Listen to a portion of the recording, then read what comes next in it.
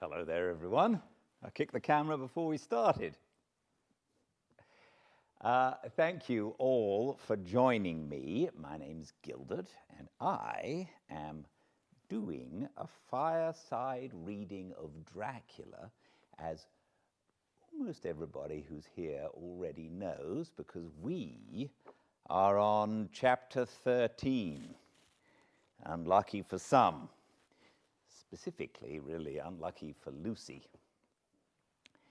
I've been doing this since coronavirus hit, and I'm continuing because it seems like you enjoy it and I enjoy it. And so I'm very grateful for those of you who are joining me. We've read Great Expectations, we've read The Hound of the Baskervilles, and now we're reading Dracula to you in front of the fire, just like they did in the old days. Now, what happened in the last chapter, chapter 12, was sadly Lucy Westenra, who is Mina Harker's best friend, she died. She died. She had been losing blood. She'd had 4 blood transfusions from the very interesting Dr. Van Helsing. And all of her, the men who asked her to marry them gave her a blood transfusion, and even Dr. Van Helsing gave her a blood transfusion, but sadly, she didn't live. We still haven't been told what's going on, but we all kind of know. Well, at the end of the chapter, after poor Lucy had died, Van Helsing, when asked by John Seward, "Well, poor girl, there is peace for her at last. It is the end." Van Helsing said, "Not so, alas, not so. It is only the beginning." Welcome to a fireside reading of Dracula, chapter 13.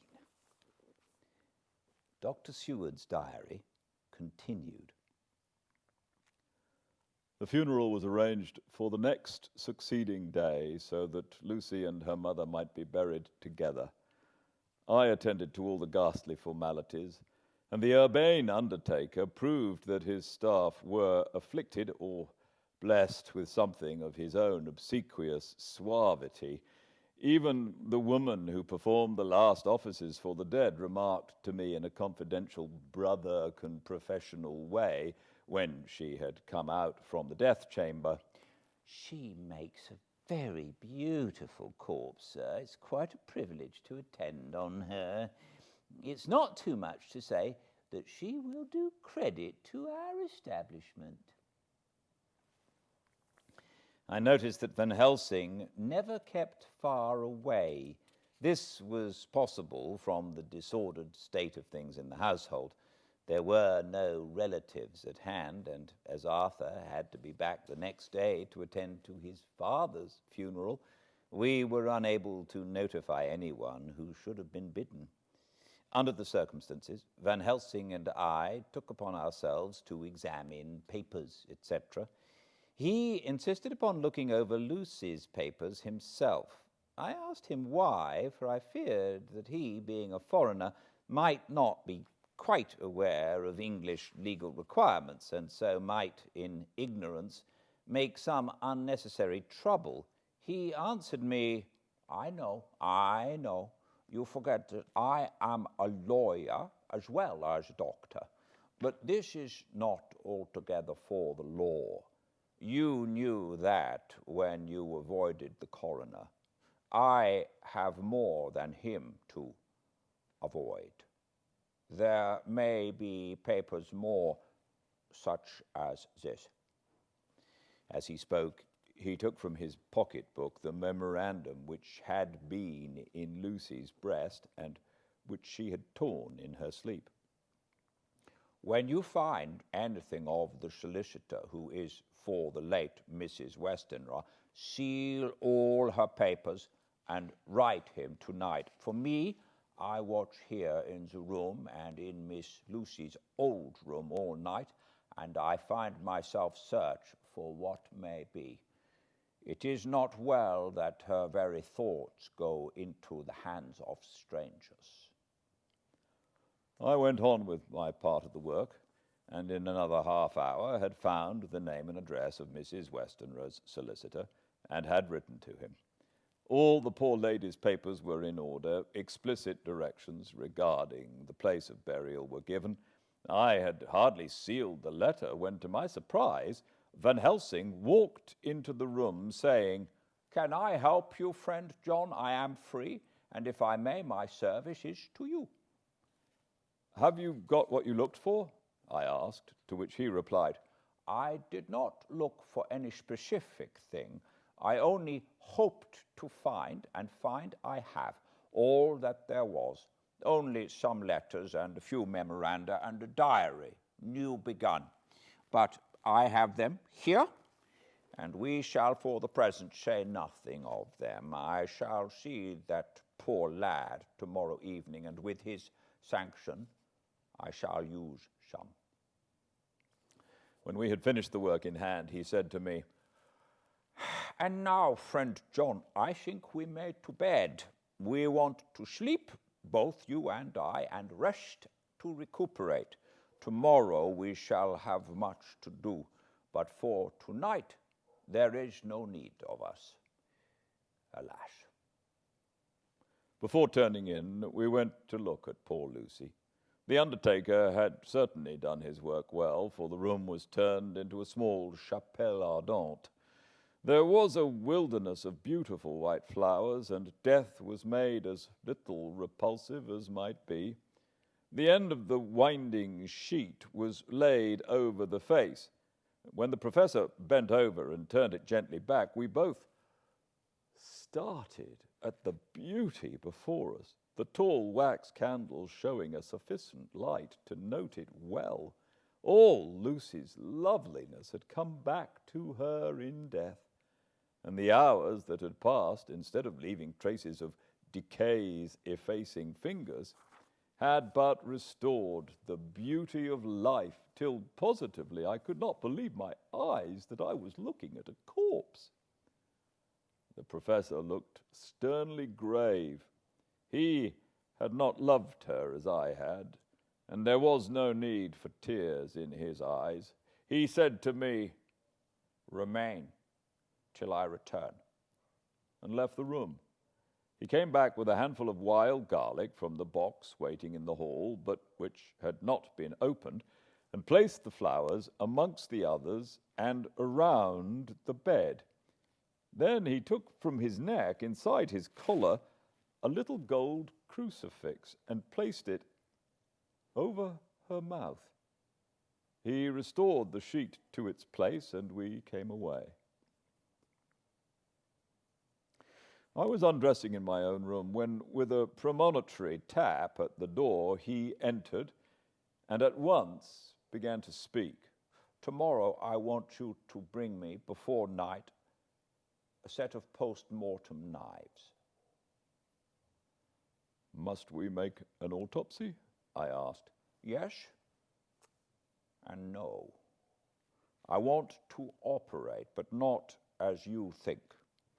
Let me tell you now, but not a word to another. I want to cut off her head and take out her heart." "Ah, you a surgeon, and so shocked. You, whom I have seen with no tremble of hand or heart do operations of life and death that make the rest shudder. Oh, but I must not forget, my dear friend John, that you loved her. And I have not forgotten it, for it is I that shall operate, and you must only help. I would like to do it tonight, but for Arthur I must not. He will be free after his father's funeral tomorrow, and he will want to see her, to see it. Then, when she is coffined, ready for the next day, you and I shall come, when all sleep. We shall unscrew the coffin lid and shall do our operation, and then replace all so that none know save we alone. But why do it at all? The girl is dead. Why mutilate her poor body without need? And if there is no necessity for a post-mortem and nothing to gain by it, no good to her, to us, to science, to human knowledge, why do it? Without such, it is monstrous. For answer, he put his hand on my shoulder and said, with infinite tenderness, "Friend John, I pity your poor bleeding heart, and I love you more because it does so bleed. If I could, I would take on myself the burden that you do bear. But there are things that you know not, but that you shall know, and bless me for knowing, though they are not pleasant things. John, my child, you have been my friend now many years, and yet did you ever know me to do any without good cause? I am but man, but I believe in all I do. Was it not for these causes that you sent for me when the great trouble came? Yes. Were you not amazed, nay, horrified, when I would not let Arthur kiss his love, though she was dying, and snatched him away by all my strength? Yes? And yet you saw how she thanked me with her so beautiful dying eyes, her voice too so weak, and she kissed my rough old hand and blessed me. Yes, and did you not hear me swear promise to her, that so she closed her eyes, grateful, yes? Well, I have good reason now for all I want to do. You have for many years trusted me. You have believed me weeks past, when there be things so strange that you might have well doubt. Believe me yet a little, friend John. If you trust me not, then I must tell what I think, and that is not perhaps well. And if I work as work I shall, no matter trust or no trust, without my friend trust in me, I work with heavy heart and feel oh so lonely when I want all help and courage that may be. He paused a moment and went on solemnly, Friend John, there are strange and terrible days before us. Let us not be two, but one. That so we work to a good end. Will you not have faith in me? I took his hand and promised him. I held my door open as he went away and watched him go into his room and close the door. As I stood without moving, I saw one of the maids pass silently along the passage. She had her back towards me, so did not see me, and go into the room where Lucy lay. The sight touched me. Devotion is so rare, and we are so grateful to those who show it, unasked, to those we love.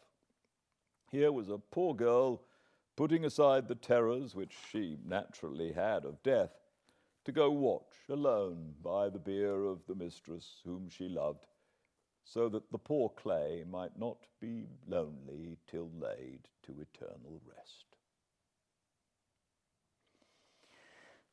I must have slept long and soundly, for it was broad daylight when Van Helsing waked me by coming into my room. He came over to my bedside and said, You need not trouble about the knives. We shall not do it. Why not? I asked, for his solemnity of the night before had greatly impressed me. Because, he said sternly, it is too late or too early. See? Here he held up the little golden crucifix. This was stolen in the night. How stolen? I asked in wonder, since you have it now. Because I get it back from the worthless wretch who stole it, from the woman who robbed the dead, and the living. Her punishment will surely come, but not through me. She knew not altogether what she did, and thus unknowing she only stole. Now we must wait." He went away on the word, leaving me with a new mystery to think of, a new puzzle to grapple with. The forenoon was a dreary time, but as soon as the solicitor came, Mr. Marquand of Holman's Sons, Marquand and Lidderdale, he was very genial and very appreciative of what we had done, and took off our hands all cares as to details. During lunch he told us that Mrs. Westenra had for some time expected sudden death from her heart, and had put her affairs in absolute order. He informed us that, with the exception of a certain entailed property of Lucy's father, which now, in default of direct issue, went back to a distant branch of the family, the whole estate, real and personal, was left absolutely to Arthur Holmwood. When he had told us so much, he went on, "Frankly, we did our best to prevent such a testamentary disposition, and pointed out certain contingencies that might leave her daughter either penniless or not so free as she would be to act regarding a matrimonial alliance. Indeed, we pressed the matter so far that we almost came into collision, for she asked us if we were or were not prepared to carry out her wishes. Of course, we had then no alternative but to accept. We were right in principle, and 99 times out of 100 we should have proved by the logic of events and accuracy of our judgment. Frankly, however, I must admit that in this case any other form of disposition would have rendered impossible the carrying out of her wishes. For by her predeceasing her daughter, the latter would have come into possession of the property, and even had she only survived her mother by 5 minutes, her property would, in case there were no will, and a will was a practical impossibility in such a case, have been treated at her decease as under intestacy, in which case Lord Godalming, though so dear a friend, would have had no claim in the world, and the inheritors, being remote, would not be likely to abandon their just rights for sentimental reasons regarding an entire stranger. I assure you, my dear sirs, I am rejoiced at the result. Perfectly rejoiced." He was a good fellow, but his rejoicing at the one little part in which he was officially interested of so great a tragedy was an object lesson in the limitation of sympathetic understanding. He did not remain long, but said he would look in later in the day and see Lord Godalming. His coming, however, had been a certain comfort to us, since it assured us that we should not have to dread hostile criticism as to any of our acts. Arthur was expected at 5 o'clock, so a little before that time we visited the death chamber. It was so in very truth, but now both mother and daughter lay in it. The undertaker, true to his craft, had made the best display he could of his goods, and there was a mortuary air about the place that lowered our spirits at once. Van Helsing ordered the former arrangement to be adhered to, explaining that, as Lord Godalming was coming very soon, it would be less harrowing to his feelings to see all that was left of his fiancée quite alone. The undertaker seemed shocked at his own stupidity, and exerted himself to restore things to the condition in which we left them the night before, so that when Arthur came, such shocks to his feelings as we could avoid were saved. Poor fellow. He looked desperately sad and broken. Even his stalwart manhood seemed to have shrunk somewhat under the strain of his much-tried emotions. He had, I know, been very genuinely and devotedly attached to his father, and to lose him, and at such a time, was a bitter blow to him. With me he was warm as ever, and to Van Helsing he was sweetly courteous, but I could not help seeing that there was some constraint with him. The professor noticed it too, and motioned me to bring him upstairs. I did so, and left him at the door of the room, as I felt he would like to be quite alone with her. But he took my arm and led me in, saying huskily, "You loved her too, old fellow. She told me all about it, and there was no friend had a closer place in her heart than you. I don't know how to thank you for all you've done for her. I can't think yet." Here he suddenly broke down and threw his arms round my shoulders and laid his head on my breast, crying, "Oh, Jack, Jack, what shall I do? The whole of life seems gone from me all at once, and there is nothing in the wide world for me to live for."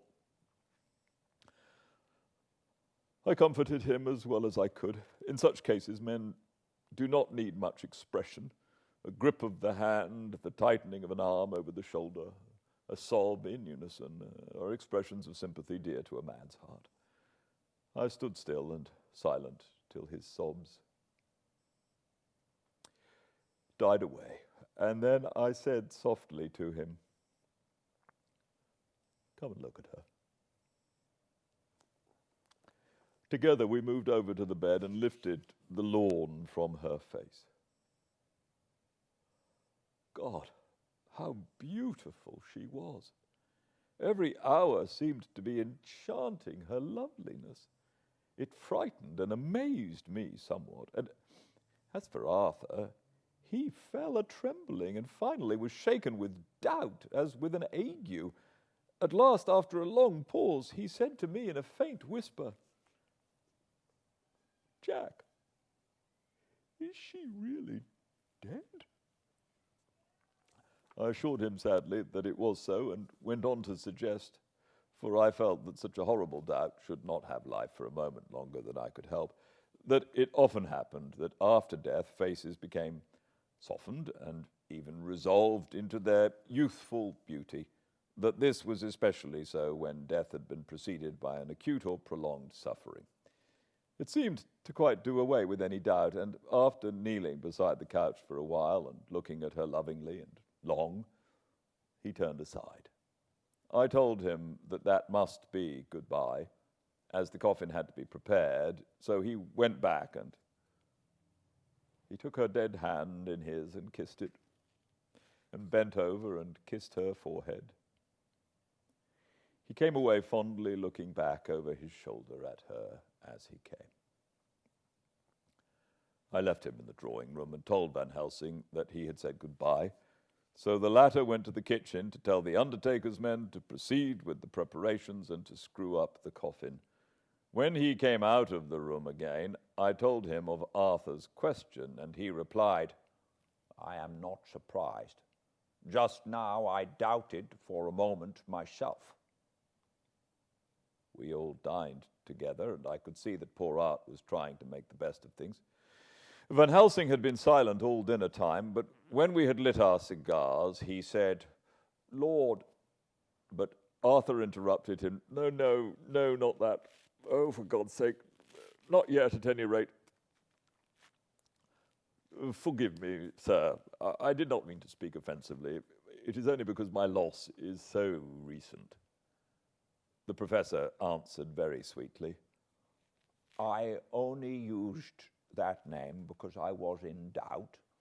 I must not call you Mr., and I have grown to love you. Yes, my dear boy, to love you as Arthur." Arthur held out his hand and took the old man's warmly. "Call me what you will," he said. "I hope I may always have the title of a friend. And let me say that I am at a loss for words to thank you for your goodness to my poor dear." He paused a moment and went on, "I know that she understood your goodness even better than I do, and if I was rude, or in any way wanting. At that time you acted so... You remember, the professor nodded. You must forgive me. He answered with a grave kindness. I know it was hard for you to quite trust me then, for to trust such violence needs to understand. And I take it that you do not, that you cannot trust me now, for you do not yet understand. And there may be more times when I shall want you to trust when you cannot and may not and must not yet understand. But the time will come when your trust shall be whole and complete in me, and when you shall understand as though the sunlight himself shone through, then you shall bless me from first to last, for your own sake and for the sake of others, and for her dear sake, to whom I swore to protect. And indeed, sir, said Arthur warmly, I shall in all ways trust you. I know and believe you have a very noble heart, and you are Jack's friend, and you were hers. You shall do what you like. The professor cleared his throat a couple of times as though about to speak, and finally said, May I ask something now? Certainly. You know that Mrs. Westenra left you all her property? No. Oh, poor dear. I never thought of it. And as it is all yours, you have a right to deal with it as you will. I want you to give me permission to read all Miss Lucy's papers and letters. Believe me, it is no idle curiosity. I have a motive of which, be sure, she would have approved. I have them all here. I took them before we knew that all was yours, so that no strange hand might touch them, no strange eye look through words into her soul. I shall keep them if I may. Even you may not see them yet, but I shall keep them safe. No word shall be lost, and in the good time I shall give them back to you. It's a hard thing I ask, but you will do it, will you not, for Lucy's sake? Arthur spoke out heartily, like his old self. Dr. Van Helsing, you may do what you will. I feel that in saying this, I'm doing what my dear one would have approved. I shall not trouble you with questions till the time comes. The old professor stood up as he said solemnly, And you are right. There will be pain for us all, but it will not be all pain, nor will this pain be the last. We, and you too, you most of all, dear boy, will have to pass through the bitter water before we reach the sweet. But we must be brave of heart and unselfish and do our duty, and all will be well.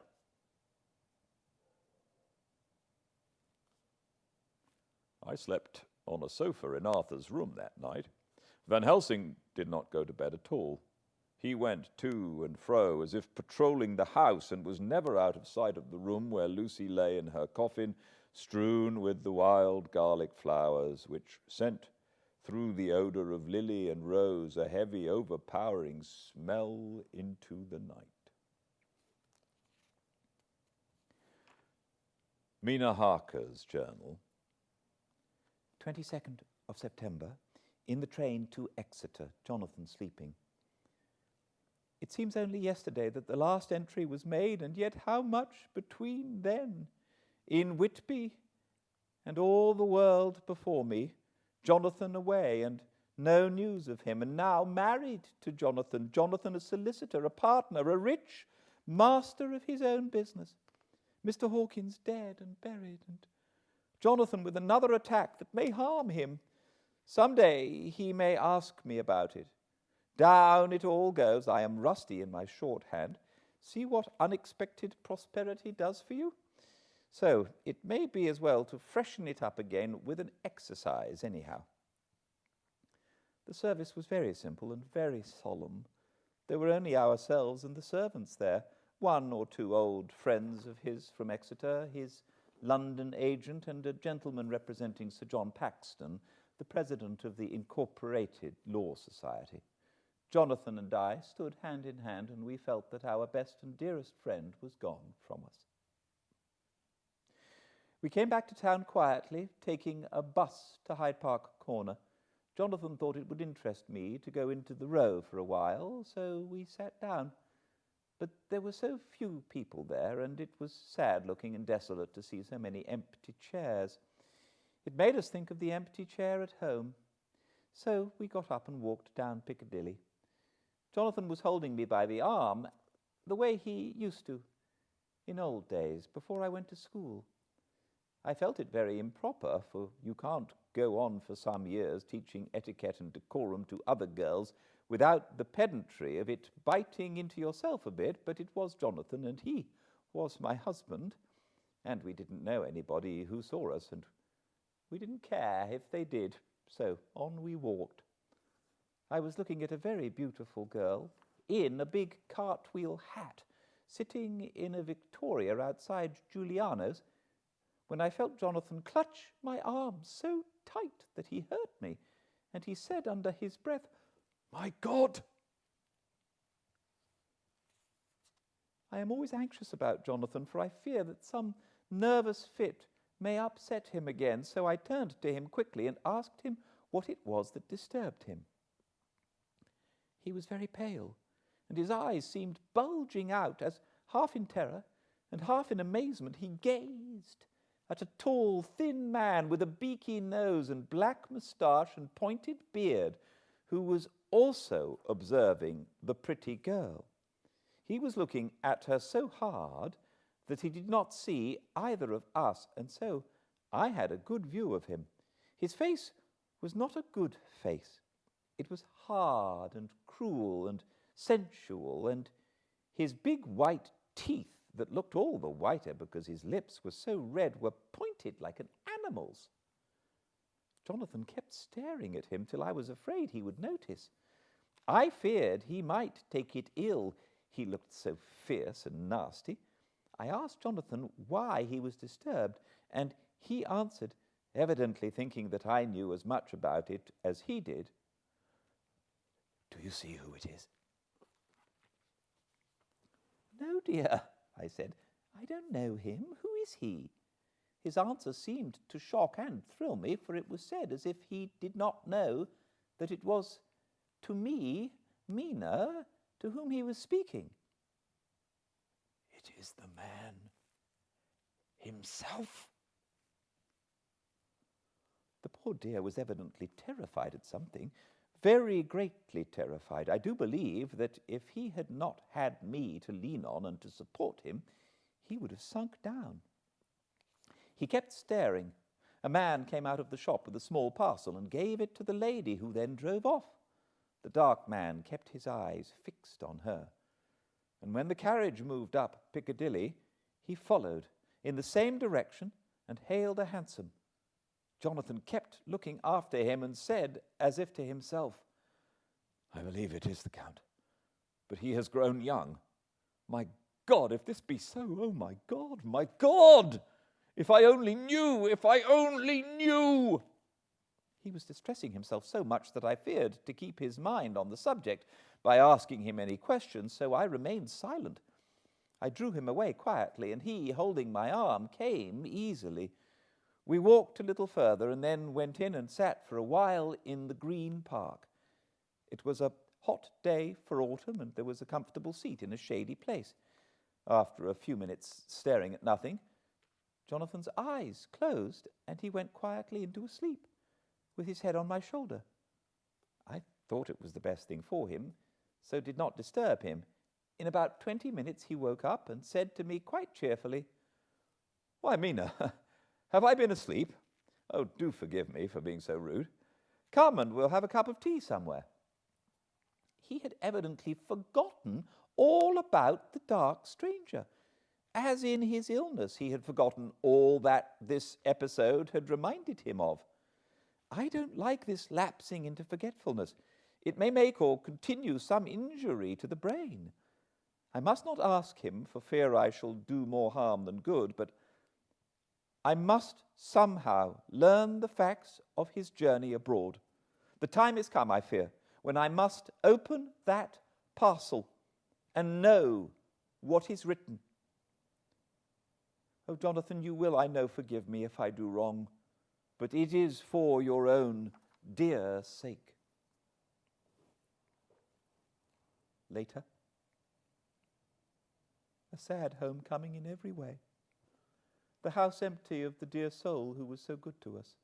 Jonathan still pale and dizzy under a slight relapse of his malady, and now a telegram from Van Helsing, whoever he may be. You will be grieved to hear that Mrs. Westenra died 5 days ago, and that Lucy died the day before yesterday. They were both buried today. Oh, what a wealth of sorrow in a few words. Poor Mrs. Westenra.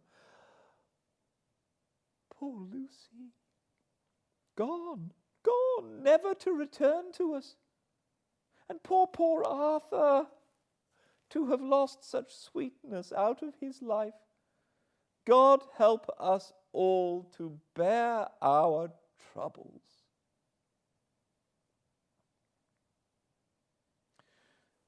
Dr. Seward's diary, 22nd of September. It is all over. Arthur has gone back to Ring and has taken Quincy Morris with him. What a fine fellow is Quincy. I believe in my heart of hearts that he suffered as much as Lucy's death as any of us, but he bore himself through it like a moral Viking. If America can go on breeding men like that, she will be a power in the world indeed. Van Helsing is lying down, having a rest preparatory to his journey. He goes over to Amsterdam tonight, but says he returns tomorrow night, that he only wants to make some arrangements, which can only be made personally. He is to stop with me, then, if he can. He says he has work to do in London, which may take him some time. Poor old fellow, I fear that the strain of the past week has broken down even his iron strength. All the time of the burial he was, I could see, putting some terrible restraint on himself. When it was all over, we were standing beside Arthur, who, poor fellow, was speaking of his part in the operation where his blood had been transfused to his Lucy's veins. I could see Van Helsing's face grow white and purple by turns. Arthur was saying that he felt since then as if they two had really been married and that she was his wife in the sight of God. None of us said a word of the other operations, and none of us ever shall. Arthur and Quincy went away together to the station, and Van Helsing and I came on here. The moment we were alone in the carriage, he gave way to a regular fit of hysterics. He was denied to me since that he was... He has denied to me since that it was hysterics and insisted that it was only his sense of humor asserting itself under very terrible conditions. He laughed till he cried, and I had to draw down the blinds lest anyone should see us and misjudge. And then he cried till he laughed again, and laughed and cried together just as a woman does. I tried to be stern with him, as one is to a woman under the circumstances, but it had no effect. Men and women are so different in manifestations of nervous strength or weakness. Then, when his face grew grave and stern again, I asked him why his mirth, and why at such a time. His reply was, in a way, characteristic of him, for it was logical and forceful and mysterious. He said, You don't comprehend, friend John. Do not think that I am not sad, though I laugh. See, I have cried even when the laugh did choke me. But no more think that I am all sorry when I cry, for the laugh he come just the same. Keep it always with you, that laughter who knock at your door and say, "May I come in?" is not the true laughter. No, he is a king, and he come when and how he like.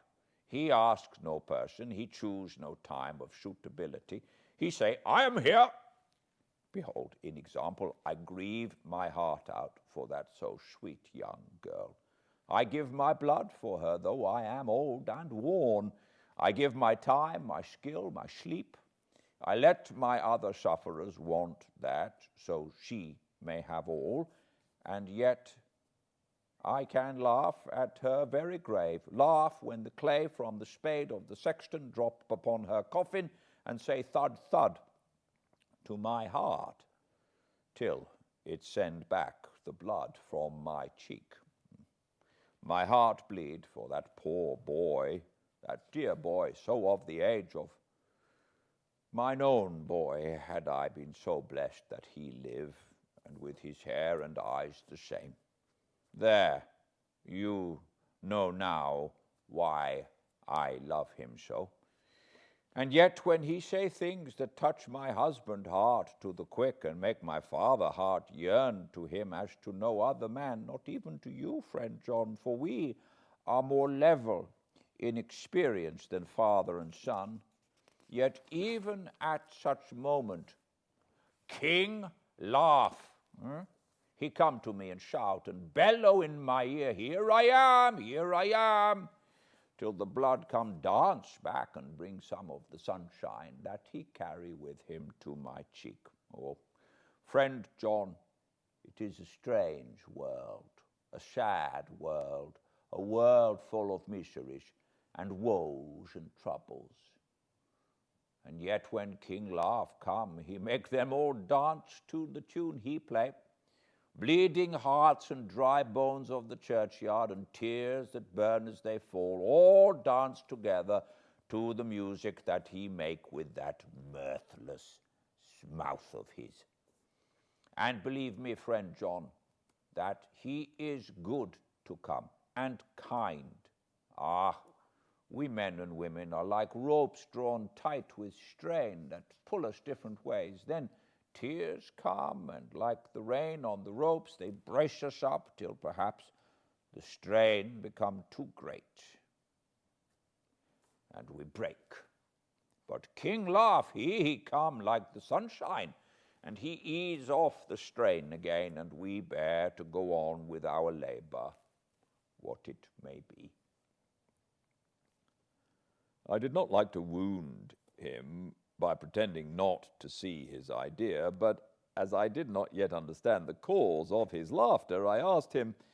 As he answered me, his face grew stern, and he said in quite a different tone, "Oh, it was the grim irony of it all. This so lovely lady, garlanded with flowers that looked so fair as life, till one by one we wondered if she were truly dead. She laid in that so fine marble house, in that lonely churchyard, where rest so many of her kin, laid there with the mother who loved her and whom she loved, and that sacred bell going toll, toll, toll, so sad and slow, and those holy men with the white garments of the angel pretending to read books, and yet all the time their eyes never on the page, and all of us with the bowed head, and all for what? She is dead, so is it not?" "Well, for the life of me, Professor," I said, "I can't see anything to laugh at in that. Why, your explanation makes it a harder puzzle than before. But even if the burial service was comic, what about poor Art and his trouble? Why, his heart was simply breaking." "Just so. Said he not that the transfusion of his blood to her veins has made her truly his bride?" "Yes, and it was a sweet and comforting idea for him." "Quite so, but there was a difficulty, friend John. If so that, then what about the others?" Ho, ho, ho, ho, ho, ho. Then this so sweet maid is a polyandrist, and me, with my poor wife dead to me but alive by church's law, though no wits all gone, even I, who am faithful husband to this now no wife, am bigamist.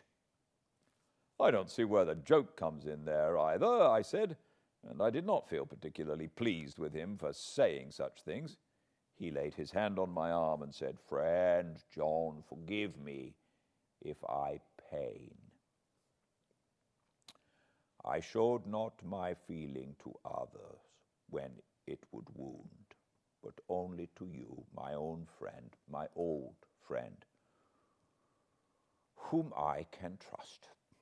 If you could have looked into my very heart then when I want to laugh, if you could have done so when the laugh arrived, if you could do so now when King Laugh have pack up his crown and all that is to him, for he go far, far away from me and for a long, long time, maybe you would perhaps pity me the most of all." I was touched by his tenderness and the tenderness of his tone, and asked why. "Because I know."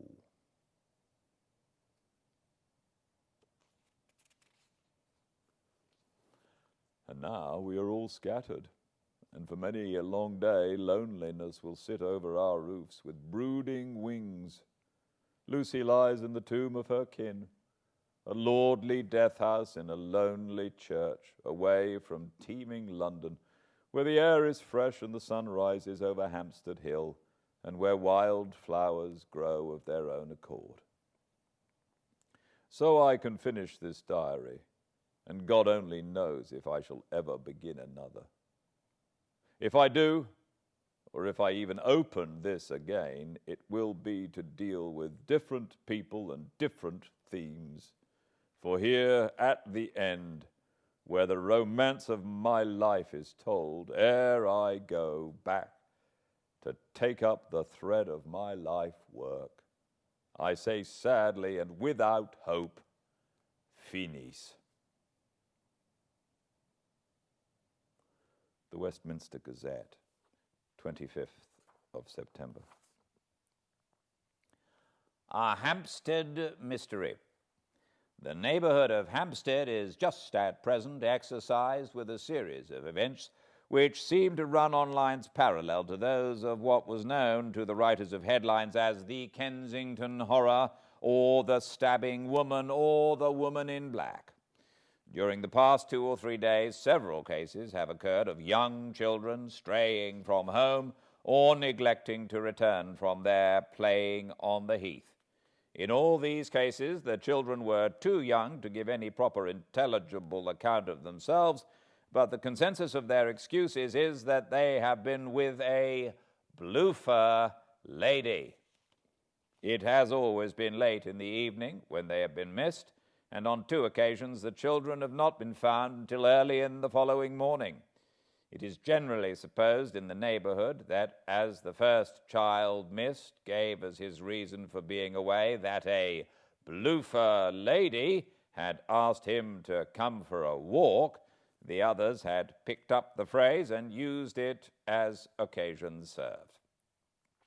This is the more natural, as the favorite game of the little ones at present is luring each other away by wiles.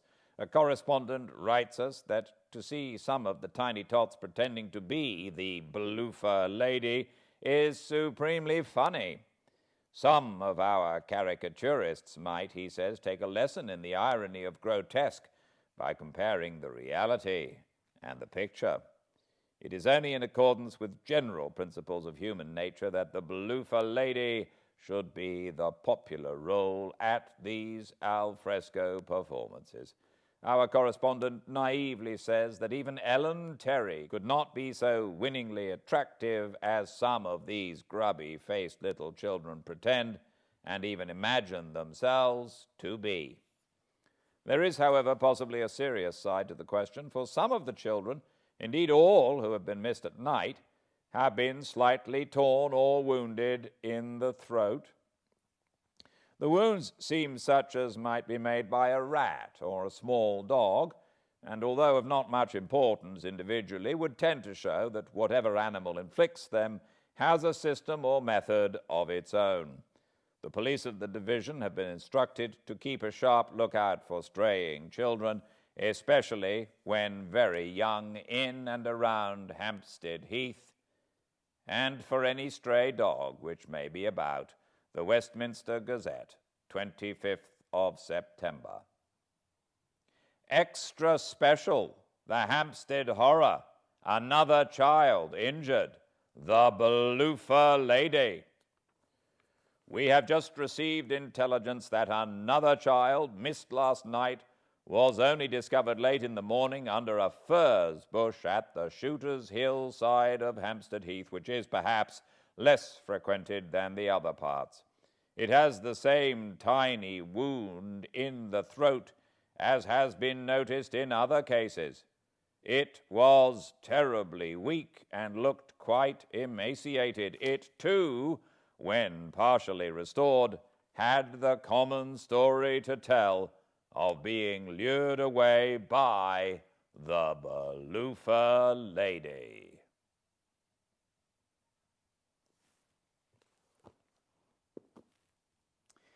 Thank you all so much for joining me. I very much look forward to seeing you tomorrow at the same time and place for the next chapter of a fireside reading of Dracula. Until then, please be very well. Good night.